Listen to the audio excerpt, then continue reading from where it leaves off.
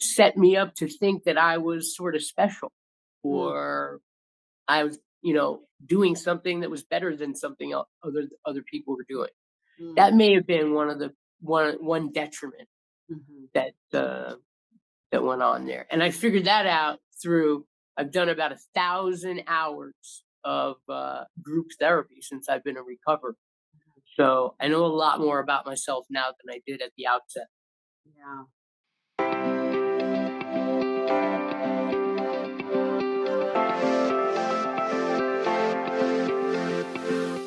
This is Jen Sugermeyer with Recovery Today magazine, bringing you stories of strength and hope.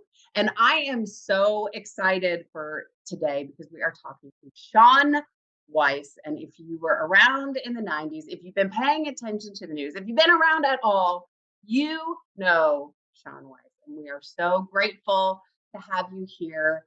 Actor, I believe comedian, all the things. Shaun, Yeah. thank you so much for spending your You're time welcome, today. Janice. Nice to be with you.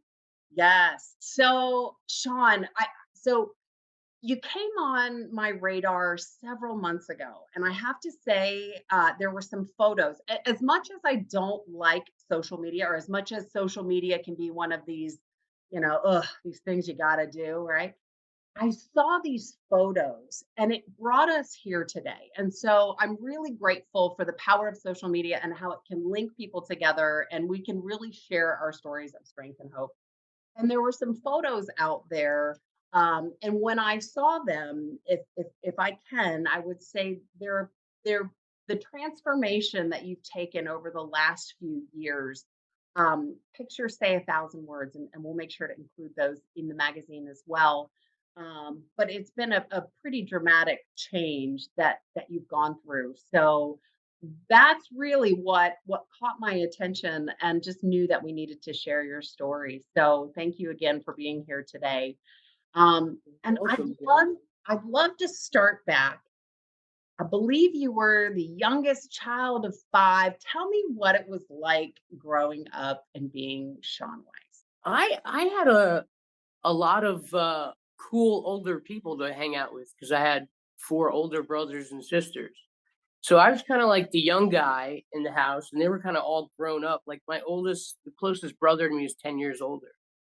So I just was hanging out with cool kids the whole time, and eventually, I was kind of a wise ass. Uh, My brothers and sisters would like put me up to like going up to adults and giving them the bird and stuff like that.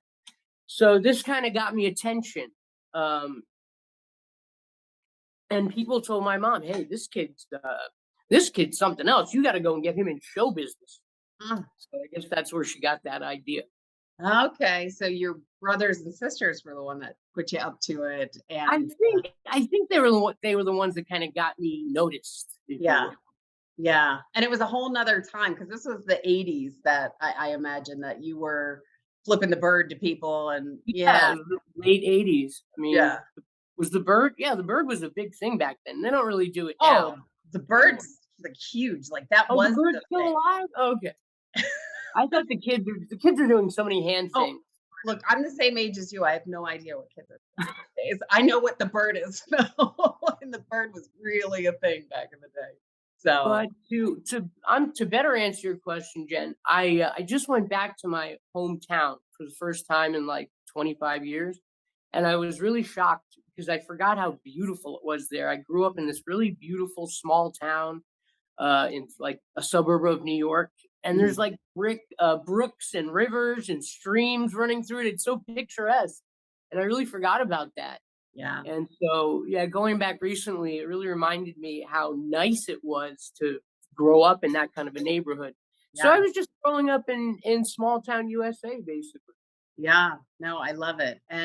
And so your brothers and sisters are kind of like, "Hey, do this." And mom says, "You know what? He is kind of funny. Let's see if we can get him into show business." So, I don't think to this day, I don't think my mom, she's not with us anymore, but I don't think she ever found me funny. yeah. I'll be honest with you. She didn't get me. I think Okay. when she saw me getting laughs, I think she was like, I don't understand what they're laughing at. Doesn't resonate with me, but okay. So yeah, I mean, but and she never like ran lines with me or practiced my scenes with me for auditions or anything. It was weird. She was kind of like the opposite of a stage mom. She Huh. kind of me into the business and then just kind of like stood back and watched from a distance. Okay. Okay. Now, because you were in close proximity to New York, is that how is that where you went, or how do you just get into show business? Yeah, I was about, I guess, the town that I grew up in, we were about an hour outside of New York City, and my mom took me to see a talent scout. It was Okay. holding like a kettle call out there, and you pay some money and you see the scout. And I mean, I think for a lot of people it's a scam, but for me it turned out to be an actual introduction to show business. So I met this lady, and a few days later, I was doing commercial work. That's great. I've actually done those scams, and think I did a bunch of them, because that's a lot of kids' dreams. And anyway, Yeah, so I'm glad that they, it works out for some people. right. At least, I mean, I think because of this small portion of the population, that's how they're able to keep going with it. Yeah. If it weren't for guys like me, you could say, listen, these things don't work. Right. But Yeah. Yeah. Yeah. occasionally they do, I guess.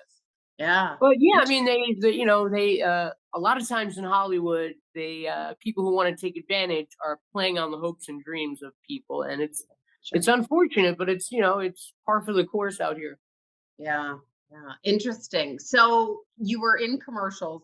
Now, did you always play a comedic, kind of a funny role when you were doing Yeah, commercials or anything? I guess I did. I guess I was. My real like talent, I thought when I was a young kid, was I could go in a room of adults and make them laugh. Mm, I don't really know how I was doing that, but I just at a young age had like a sense on how to read the room.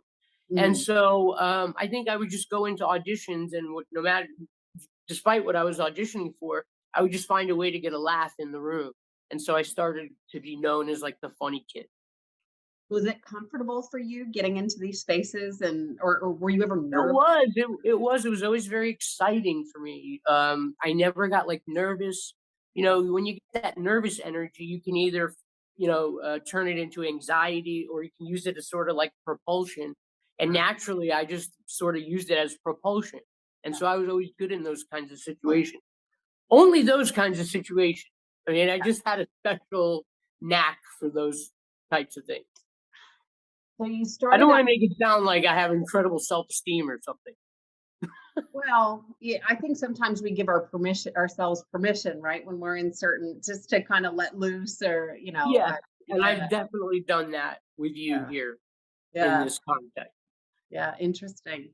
So you started out in commercials, right? It happened almost immediately, and then all of a sudden, you're in Mighty Ducks, you're in D2, you're in Heavyweights, you're in every and again, I'm your age, so, I'm very familiar with these, growing up with these movies, and I think anybody around that time knew these movies. It was a whole 'nother day and time. We didn't have social media. It was all about what movies Right. were coming out, and you always knew. You'd turn on the television, cable was still around. Like, everybody knew, and so here you are, you're a young kid and you've done commercials and you're in movies. What does your life look like? What is it like to be a child actor?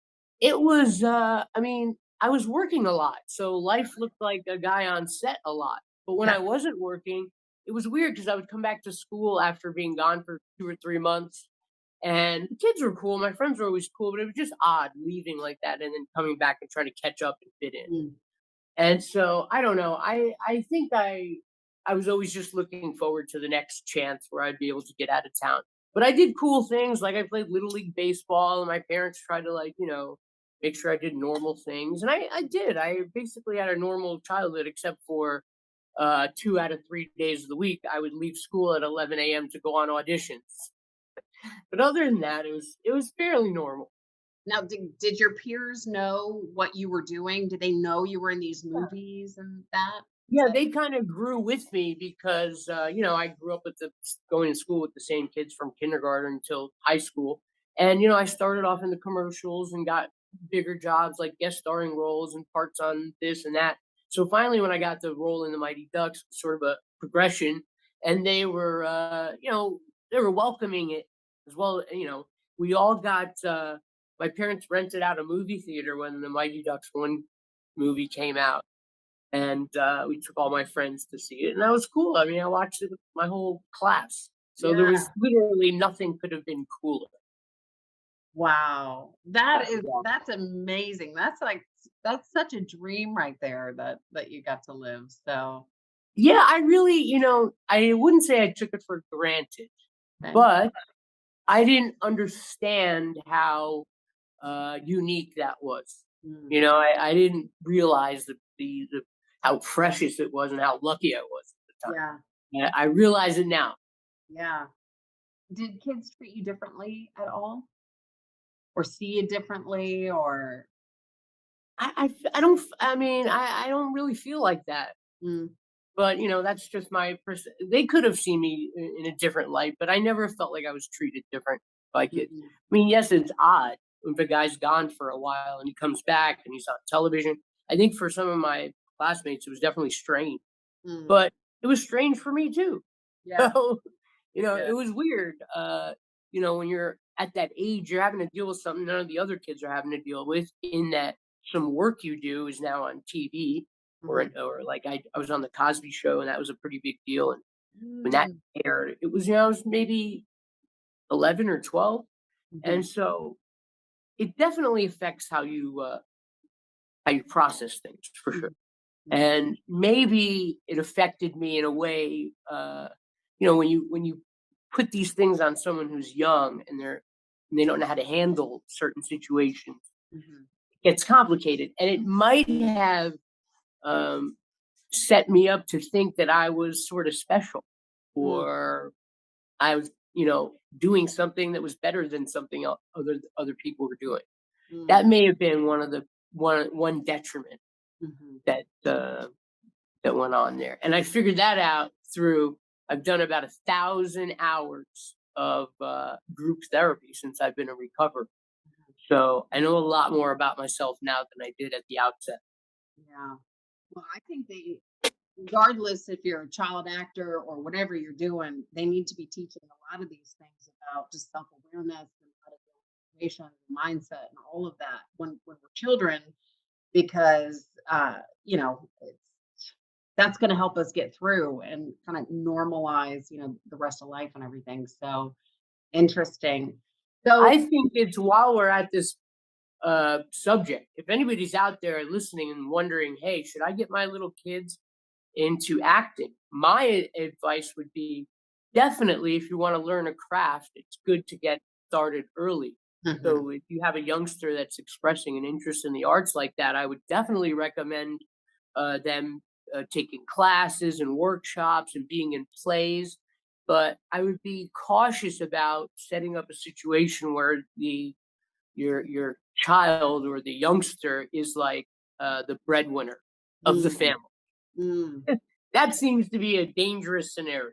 Right, right. Yeah, and we do hear about those coming out of Hollywood and all of that. Yeah, because what happens is, at least in my situation, and I see it sort of reflecting out, parents can't discipline the kids. Like, I was making a lot of money. Like, no, my parents didn't even want to tell me anything. They were like, "Yeah, kind of do whatever you want to do," and they kind of looked the other way.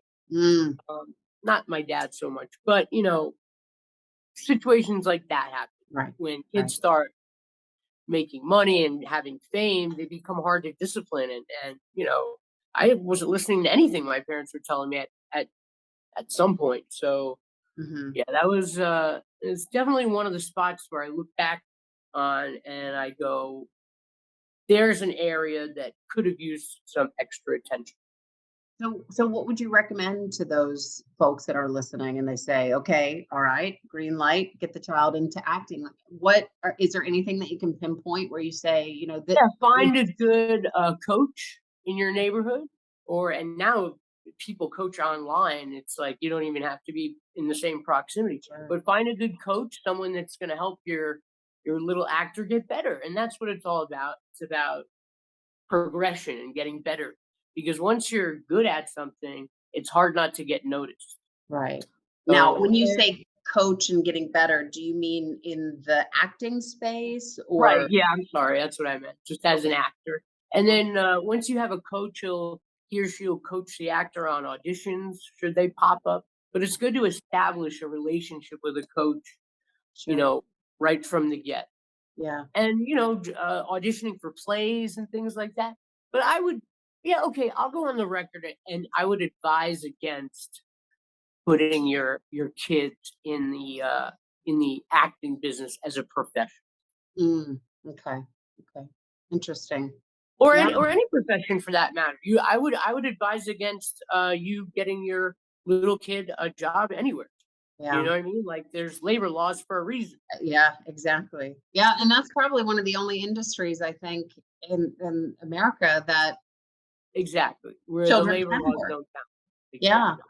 Yeah, interesting. So you were still able to keep somewhat of a normal life. You said you did T-ball, softball, I was a major baseball? baseball fan, so Little Okay, League baseball. baseball was a Little very League. important to me.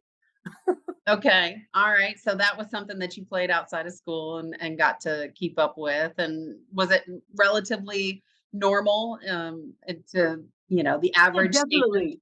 Yeah. Definitely. By the time I had gotten to the locker room scenes of the Mighty Ducks movies, I Uh-huh. felt like I had done that already with my actual teammates in a real setting. So Right. yeah, I did Little League sports. Yeah. So definitely had a whole world to reference from when I was doing those movies. Even though I was only 13, I still had that, body of experience to draw from. Sure. Sure.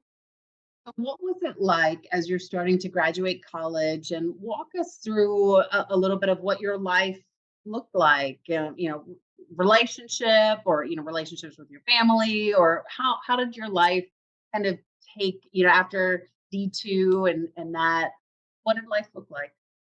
Well, I you mentioned college. I never went to college, but it was weird because in my earlier life, it was a thing that I was really looking forward to. Like for a couple of years, I would go around scouting colleges, and I wanted to go to Rutgers, I want to go to NYU, and I was really a big college fan. And at some point, I'm not really sure what happened. Actually, now I stop and I dead in my tracks. I think what happened. I probably started smoking weed. Mm, Probably started smoking pot, and my whole track for, like, going to a fancy college got totally derailed, and I never even realized that till I just said that out loud right now.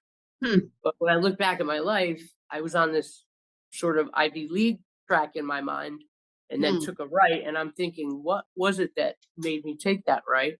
And in that, I'm on to Recovery Today magazine. I guess it makes sense that I mentioned that. That was, you know, definitely weed, or marijuana.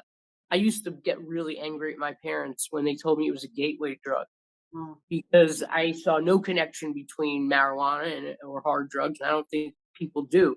But mhm, definitely, it got me. I put my guard down in terms of taking substances mhm, for marijuana. So mm, before marijuana came into play, I was taking the DARE class in school. We had a DARE officer that came, and we had an assembly, and I got selected. Me and my friend Jason, we got selected to perform a play. So I was like heavy into DARE, mm, and and and uh, and I looked at people that took drugs as like losers and junkies. So I had this mhm, whole idea of what drug addicts were in my head, and I was never going to be that. mm.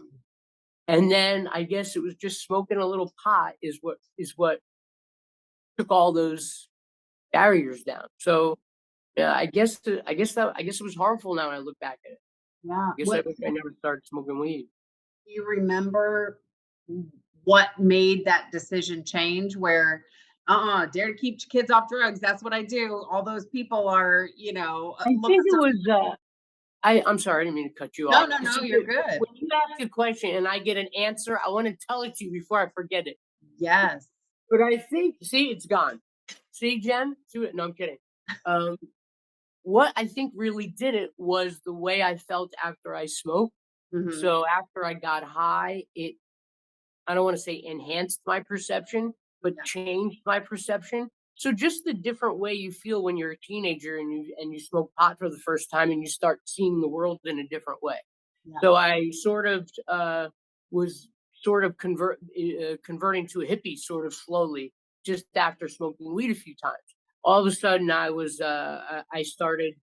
becoming like anti-military. I didn't, want people to fight wars. Whereas before then, I was buying the Gulf War T-shirts. Remember Yeah. those shirts that they would print Yep. up like Yeah. "Get them and kill them"? They would have 'em. We would wear those shirts to school, like blow their asses up. That's the country we were. And so I went from that to being a peaceful person. And pot does that to people sometimes.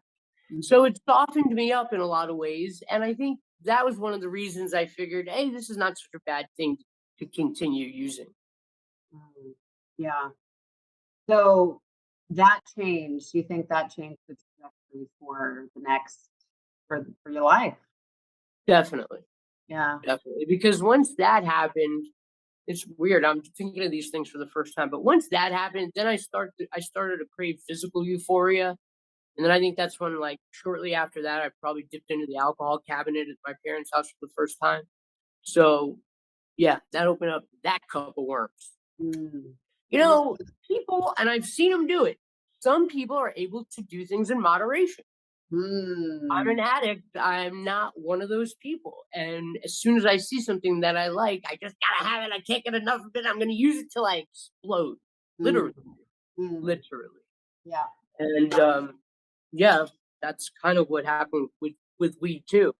I smoked many years every day in a row for many years. Yeah. That is the word that I despise the most, I think, and probably a lot of addicts do, is the word moderation because of how, when people don't understand, they don't know, right? "Oh, just do it in Right, moderation." I'm like, right, "No, like, if I could, we right. life may have looked a little different." And So, not only that, but moderation is the one thing I know that could possibly send me into relapse.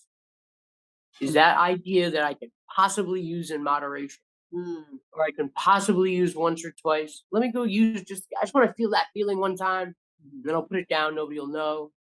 So that moderation is that very powerful trick that my mind plays on itself. that's But right. I know now through training that whenever I start to think like that, Yeah, I'm being insane, and yeah, I just need to cut that pattern of thinking off. Because I know the idea of wondering whether or not you can do meth moderately, I know that's just insane. right, yeah, So whenever I start thinking, "Hey, can I pull this off?" I just shut it down right away and go, "Bro, please restore me to my sanity again." And I'm being real with you. I'm not like, bullshitting for the sake of an interview.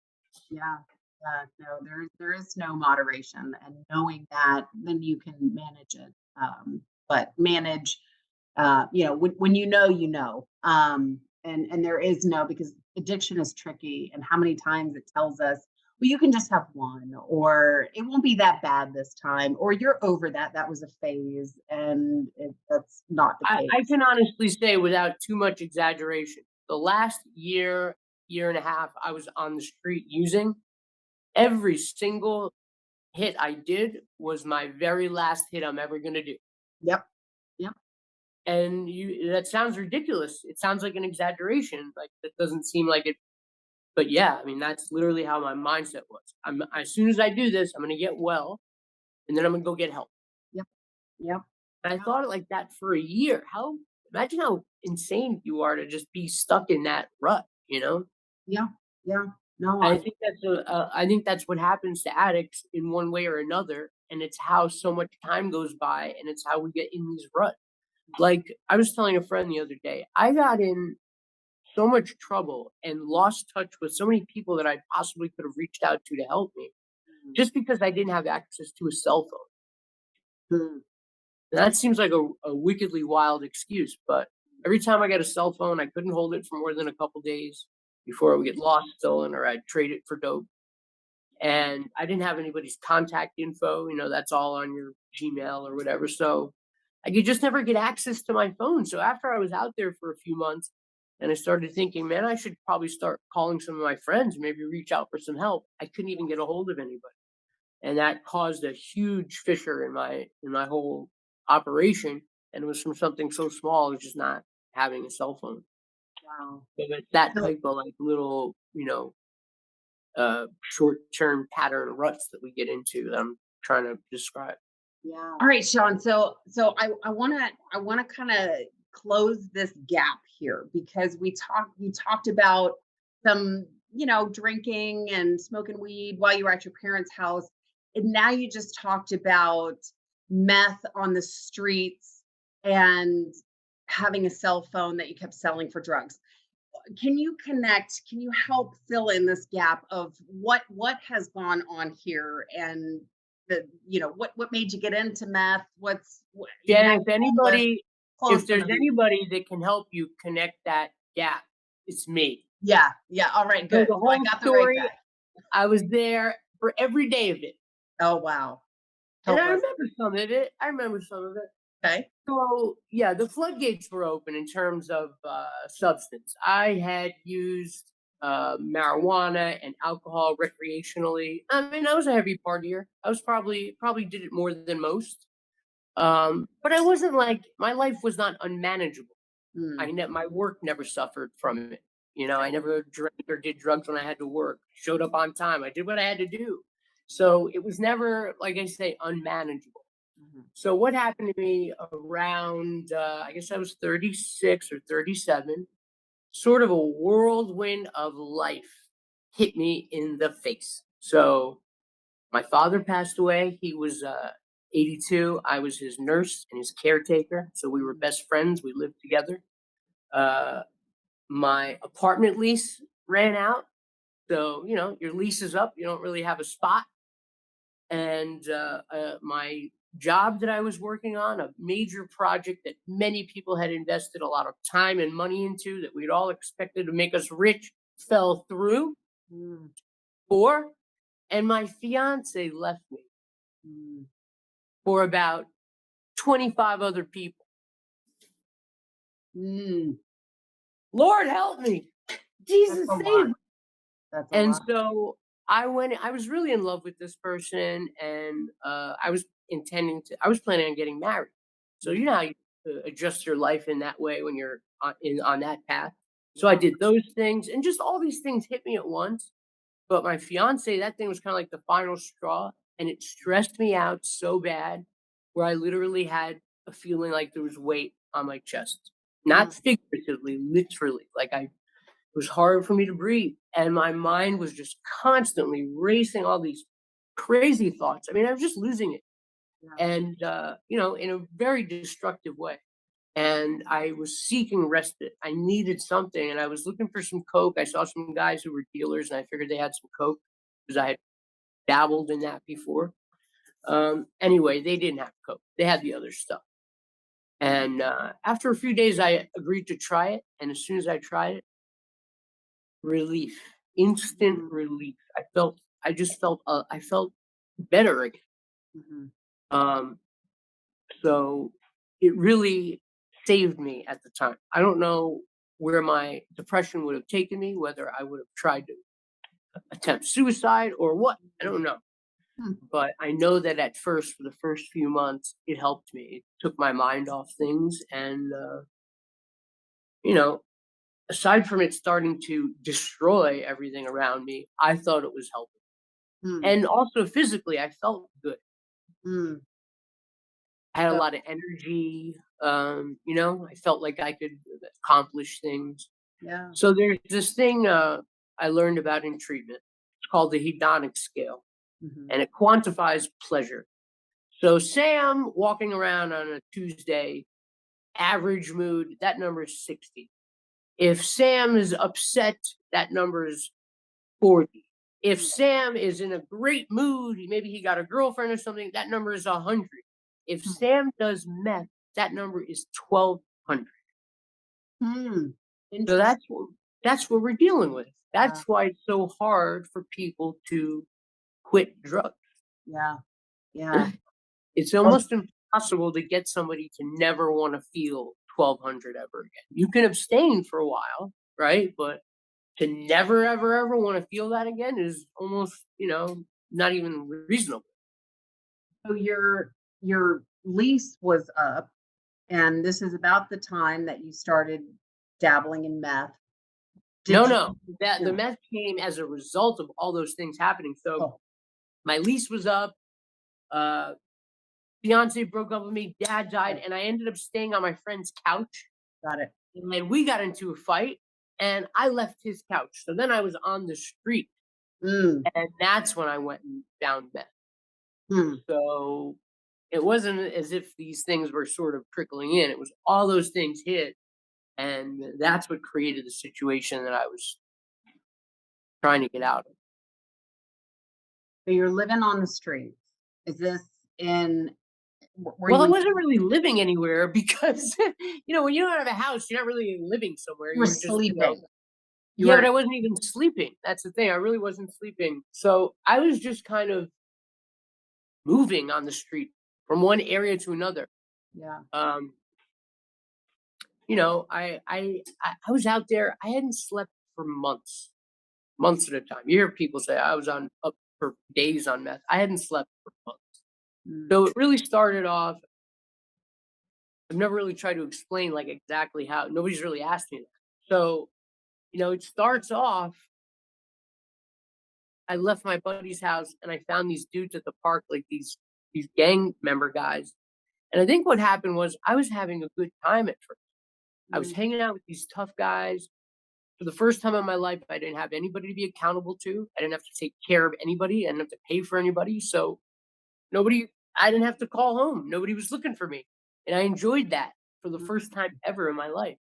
I Mm. enjoyed that feeling, and I enjoyed being out on the streets of LA scoring dope at 2, 3 a.m. I enjoyed the excitement of all that stuff, the danger of it, the danger of the police getting caught.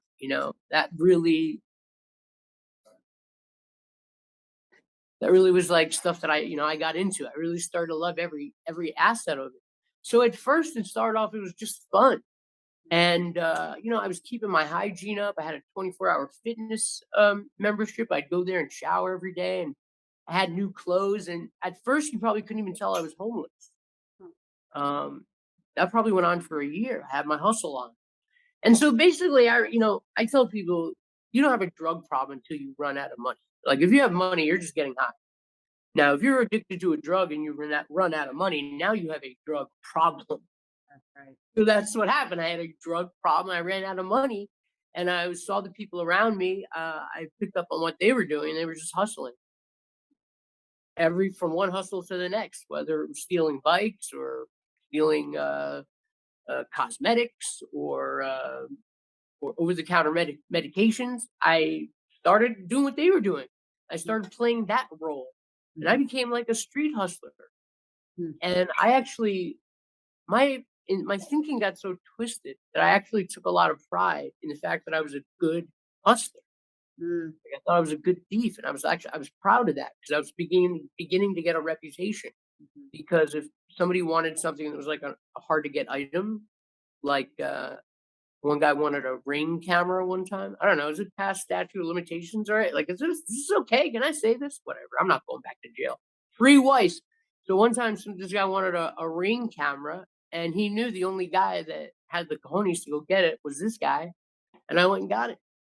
Huh. Just right out of a store that I'm living. I moved into a neighborhood. I live right down the street from that store, and I literally was in there the other day shopping, and I'm looking around, going, they have no idea who I am. Like I used to come in here and they knew me. They saw me walk in that door. They wouldn't let me in the store. So it's really nice to be able to walk in there now looking completely different and be paying for merchandise. Right. So I while you kind of were out there, rambling. so it's fun at first, it's maybe even a little exciting, kind of like Definitely, it's dodging, very exciting. yeah, dodging the cops, and you got a reputation. But at some point that starts to fade. The fun, the excitement, the money's gone. How where do things start to turn in your story? I would get at least 1 week out of every month. I would get sick. I would Mm, run out of money, run out of hustle, run out of juice of my battery, and I would get dope sick. I'd be mm, fine for 3 weeks, and I was the man, and I was hooking everybody else up. But no matter what, inevitably something would happen. Murphy's Law when I was out there. I'd mm, get something stolen, or somebody would not come through on something. Something bad would always happen to put me in a position where I couldn't afford my drugs, and then I was dope sick for 1 week out of every month. And during those weeks, things problems start to accumulate, and I began to get sick, and my health got really bad. So over time, I ended up, by the time I got in trouble and got into rehab, I was barely walking. I was a couple weeks away from dying. Um, So I guess, you know, my ability to, I use this word hustle, but my ability to take care of myself was got diminished because of uh, my health. I had mhm, diabetes that was untreated out there. I take insulin, and I was out there without my insulin. mm, So it's really a miracle that I'm here talking with mhm, mhm. you. Yeah, I'm and really, conscious of that every day. yeah, and the pictures really do say, speak a thousand words. Yeah. It really is quite the transformation. Now, you Not were to not to interrupt you, Jen, but I wanted to say this before because you mentioned social media. It was Mhm, actually social media that really got me into recovery mm, because I had made a couple friends out there in the street, some guys that would kind of look out for me, knew who I was, and things like that. One guy especially used to protect me. Just one gangbanger. Every time he saw me, he'd beat me up and take everything I had. And mm, he would see me all the time. I'm like, how am I where this guy is all the time? This big planet. I got to keep running into this ugly son of a bitch. So this guy came after me one time, and then my friend Julio actually stepped up in front of him, was like, "No, no, no, you mess with this guy, you mess with me from now on." And that really put an end to this cycle of torture that this guy had subjected me to. But anyway, so this guy Julio, the friend that I had made, one day, I guess I was just so sick. He felt so bad for me. He went on my Facebook account. He got into my Facebook somehow. I don't know. Maybe I remembered my password. I don't know, but I hadn't checked my own Facebook account in probably 2 years, 2.5 years. And he went into my Facebook account and messaged some of my family members who I guess had been looking for me for mm, quite some time. And that was really how my whole, journey to wellness began with social media. mm, Without Facebook, I wouldn't be sitting here with you today. And moreover, the support of the fans that I got via these social media platforms is really what was my first hardcore motivation to want to get well. I did not want to let these people down. I did not know I had that kind of fan base. I really didn't know anybody cared about me. So to find out all these people cared about me was like uplifting, and I can't even describe it. Just imagine if that was you, how you feel. It was just so mm, beautiful, and it definitely energized me and gave me purpose. mhm. You know? So your family didn't know where you were for 2 years. Right? They were looking for me. Wow. And, I kept thinking to myself, where are they? How come nobody's coming to look for me? Like, I'm not that hard to find. I'm on the same corner, That one guy keeps finding basically. you. He knows how to find you. Who? The one guy who kept coming after you, he Oh, knows that where guy. Yeah. They should have they should have made friends with that guy. But I would think I would often be out there wondering, like, why isn't anybody looking for me? And it was, sad because they were. you are. Mhm. So, I can I'm just only happy we connected. I can only imagine what it was like to receive that message from your friend who had messaged them, and just the relief that they had to know that you were alive and you were okay. You were alive. Them, yeah, because my oldest brother had died 2 or 3 days prior to us connecting.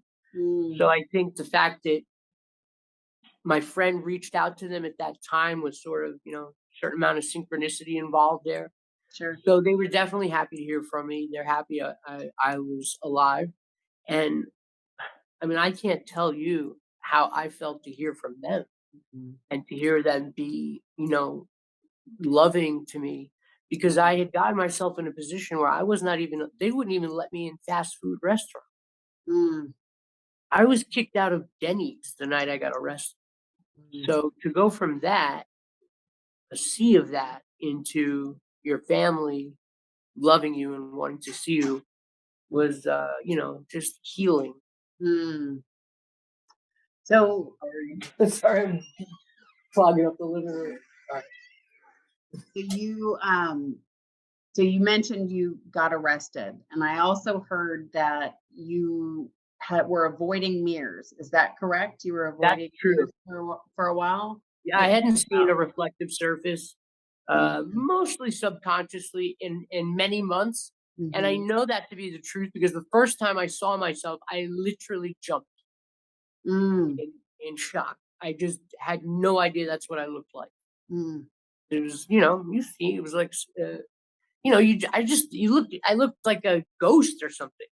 mm, I didn't know my face was like that. And, everyone kept telling me, people are always telling me, Weiss, man, you look like shit. You got to clean up, got to slow down. Even my dealers didn't want to deal with me anymore. That's mm, how you know you got a problem. When your dealer tells you to slow down, right. Yeah, call somebody, right. get a sponsor. So you saw where do you remember where you were when you saw yourself, and what was going through your mind? Yeah, I was in treatment. I was Oh, in treatment. I guess I'd already been to jail, but there really wasn't a mirror in jail. So I'd already been to jail. I'd known, I suspected things weren't good, yeah, but I didn't know. yeah. And then what really it was my teeth. Uh, Because you don't know what you look like when you don't have teeth. Really, right, you feel one way, but you look another way. right, When right. I saw myself with teeth, it was like, oh no, I got a deep feeling sinking uh, feeling in my stomach, and I'm like, I got a long way to go Yeah. before I'm on the other side of this thing. Because until I get this fixed, I'm gonna still feel like shit. So that was really one of the counselors at treatment helped me identify it. But getting my teeth fixed was my biggest fear in life. I was just deathly afraid of dentistry, and it was both the most important thing I had to do, and also the thing I was most afraid of. And God blessed me by sending me Dr. Gabe Rosenthal, who is the Michael Jordan of dentistry. Mm. And he was a fan of the Mighty Ducks, thanks God. And he reached out and scholarshiped me, blessed me with these beautiful. They Can look you see that? great. That's a He Porsche. That's like a Porsche convertible in there. Yeah, they look great. He did a great job. He Yeah. did a great job. Looking back, I can't believe I went through with it. Like, I can't believe it. This is crazy. Mm. Every 2 years, they would go and just rip up my entire face. And then it would heal for 3 months. Every 3 months, I met. Every 2 or 3 months, You're they would talking just about to get the teeth. get my implants put in. Yeah, they would just completely rip my face up, sew it up. And that went on for almost, yeah, a little over 2 years to get Mm. these put in, but totally worth it. So Totally. was that the moment for you when you saw yourself and you said, "Oh gosh, I need to make a change. Something has got to be different in my life." Was that what it was for I you? mean, I was, yeah, I mean, all these things kind of happen, they're happening side by side.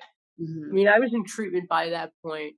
I I made a decision to try to get sober pretty early on, and I just surrendered to this process. I would Mm. have had to have been an idiot not to, because I was getting a chance to get my life back. I was getting a chance to not go to jail. I was facing like some real charges, and I don't listen. I'm no good in jail.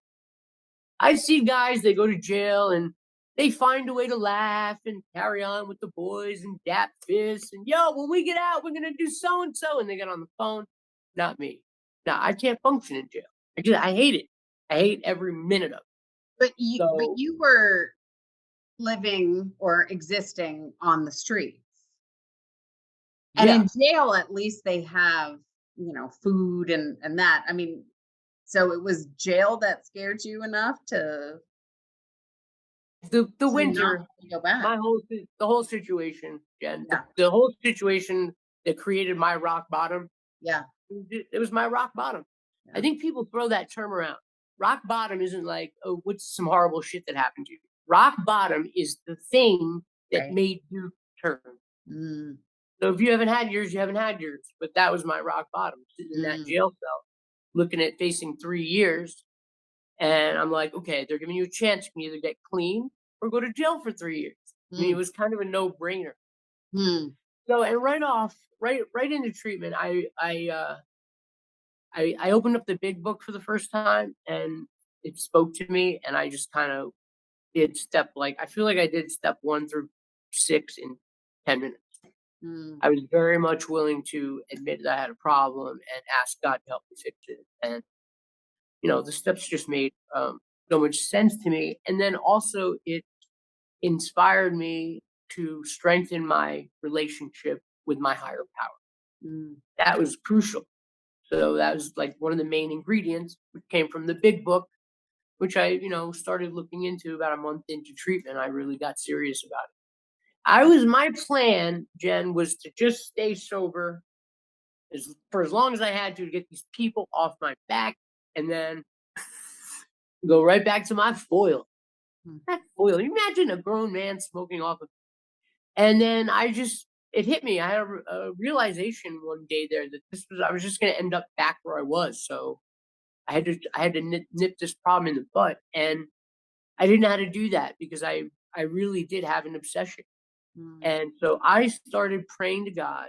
The prayer was literally, if you're there, a good way to show me you're there would be to remove this obsession. If you did that, I'd probably believe in you. And I'm being sarcastic, right? But you get, I mean, that was really where I was coming from. Like, I don't know if you're there. I don't know whether to believe if you're there or not. But help me through this. Can you help me? And sure enough, um, that shift happened in me, mm, literally like a light switch one day. We were watching a movie in the group room, and one of the characters threw down some heroin, and I saw it and I cringed. And mm. that was a huge change in me because I didn't see it, and I wasn't thinking about how many I'm going to snort it and shoot it and smoke it. I was Yeah. like, ew. And Wow. that was it. I knew at that moment that I was gonna be okay with this, and everybody else knew too because I jumped up and I started crying and screaming, "I'm healed! I'm healed!" I mean, it was a big moment. Yeah. Yeah. So everybody else around me remembers that moment too. Wow. What does your relationship with your higher power look like today? Is that a big part of your recovery still? Say, what does it look like today? Your audio Yeah. cut out. Yeah, yeah. What does it look like today? Do you have a relationship with your higher power? How does Yes, that play in your recovery? I would say I'm on a spiritual path, Yeah. and every day I start each day with my yoga, and it is like forefront in my thoughts every day that I'm just trying to evolve and get better and be a better person every day. Yeah. And Yeah. and that is, a direct offshoot of my relationship with my higher power. Yeah. How about community? What role does community play in your recovery?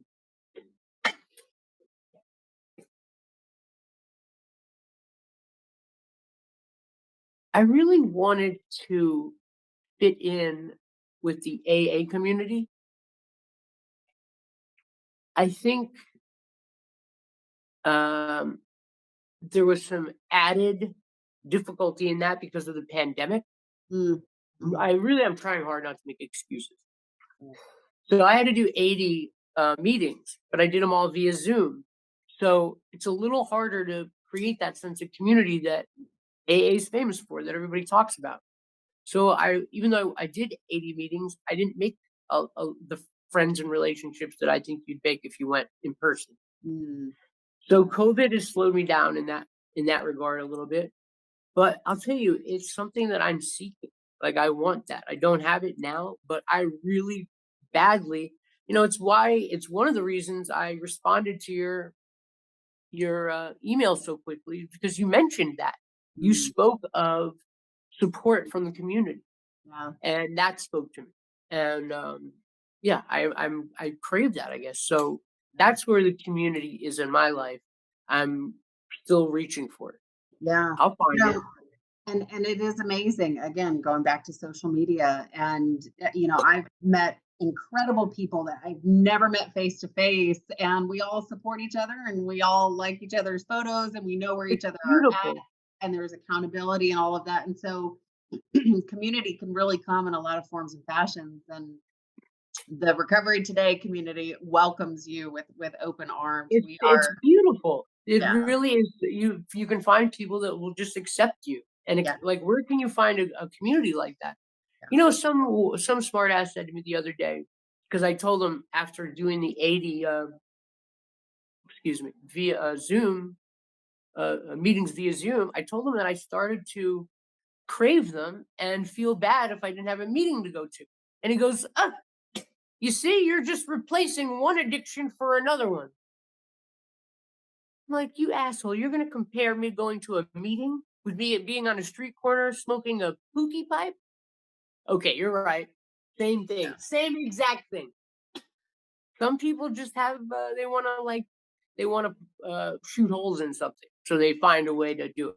But I wrote an article one time for the magazine about this, but I truly believe addiction's a superpower. And if you know how to channel that the right way, I mean, think about, as a kid and you learning your lines and, and maybe that's not a great example, but if No, it is. It is because I was addicted to comedy, showbiz. I was addicted to your point. I don't mean to cut you off. yeah, yeah. I mean, if you know how to channel that into something positive, which I would argue going to a meeting is something positive, Definitely. then it can really be powerful. I would want somebody who is in recovery on my team because I know if I give them a deliverable, they're going to man it, they're going to go all the way. Think about everything that you did in order to support your drug habit while living out on the street and having no money. Hmm. You did Hello. anything, right? Yeah. And so Yeah.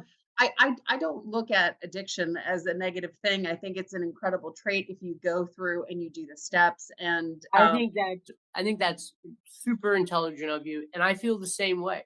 yeah, I used to say to people, you got to choose your addictions wisely, yeah, yeah, and it's obvious. Some guys get addicted to going to the gym. yeah.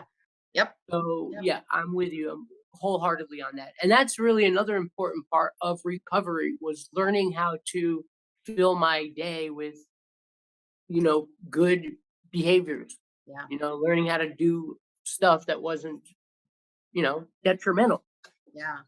So what does your life look like today? And what are some of the things that you've got in the back of the mind that you want to get involved in these days? So I'm addicted.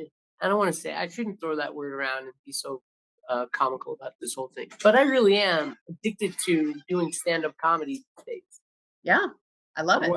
I've been working really hard on it for the last probably 4 or 5 months. I've been just writing Yeah, and going to open mics. I'm not headlining the comedy store people. I'm at the open mics, grinding it out because I don't have an actor. I'm building my yeah, routine. yeah, And man, I'll tell you, like, the more I talk about real stuff that happened to me, the worse it gets. They seem to like it even more. yeah, So this incredible. I don't think a comedian should ever use their comedy for their own therapy, but it is therapeutic. It feels good to share like that on stage and have people, laugh and enjoy these premises that were born out of suffering and pain yeah. and be able to turn it into something that people are laughing at now. It Right. feels great. Yeah. You're able to normalize the topic in a way that people, you can make light of it. You can normalize it. And Yeah.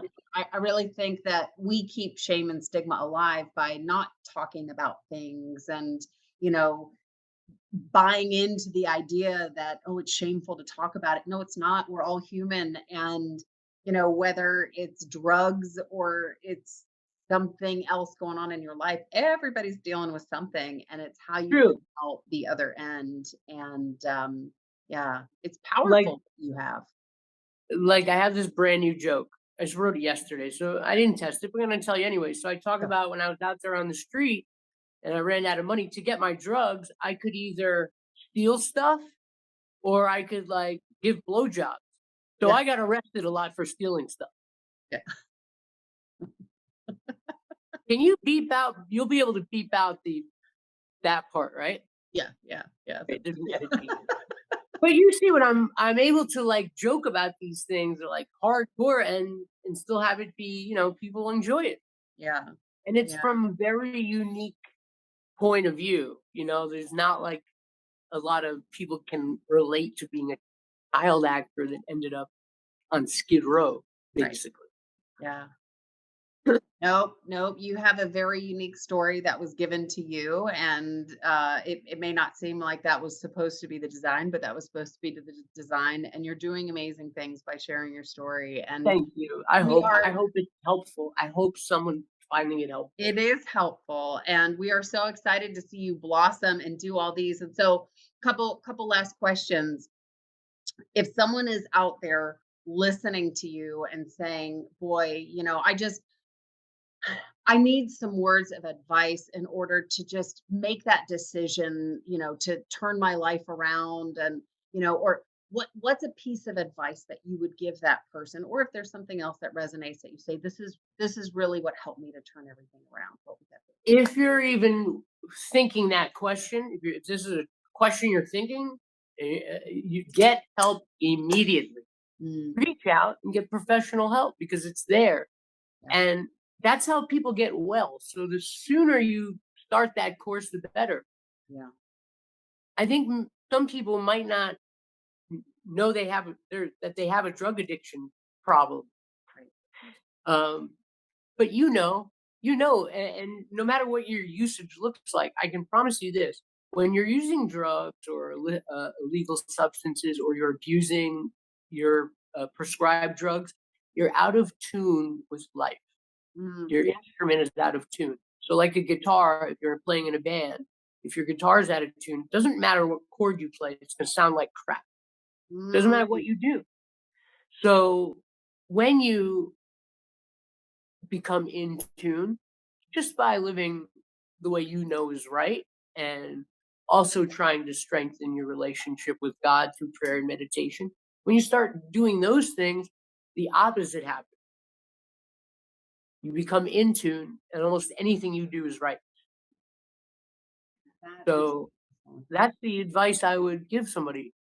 Recognize that you have a situation that can get better, Yeah, and make the choice to give your family, your friends back the real you, yeah. not the doped up version of you. Don, that's very profound. That's beautiful. Like an instrument out of tune. So, where can we find you? When is your comedy tour starting? And how do we get tickets? I am I'm building my tour out right now. I don't have a date yet, but you can find me on my Instagram. It's Okay. just at Shaun Weiss. And I have my all my life updated up there.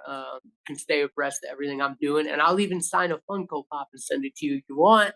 Those Wow. things are great, man. Oh man, those the Funko Pop dolls. You know what I'm talking about, Yeah. Yeah. bro? They put one of those out of the Mighty Ducks, and man, the fans have been asking me to sign those things, and it has kept roof over my head. Them damn pops. Excellent. Yeah. Thank you, Ducks fans. Yeah, Yes. I'm also doing Cameo now, which is the coolest. Have you ever done a Cameo before? I'm familiar with with what it is, but I haven't done one. I thought it'd be annoying. I was like, let me do it for a couple extra bucks. I love it. It is so cool. Like the fans asked me to do the coolest shout outs. Like, my kid has a hockey game next week. Give him some advice. So That's so it's fun. cool. Oh Yeah, my it's God.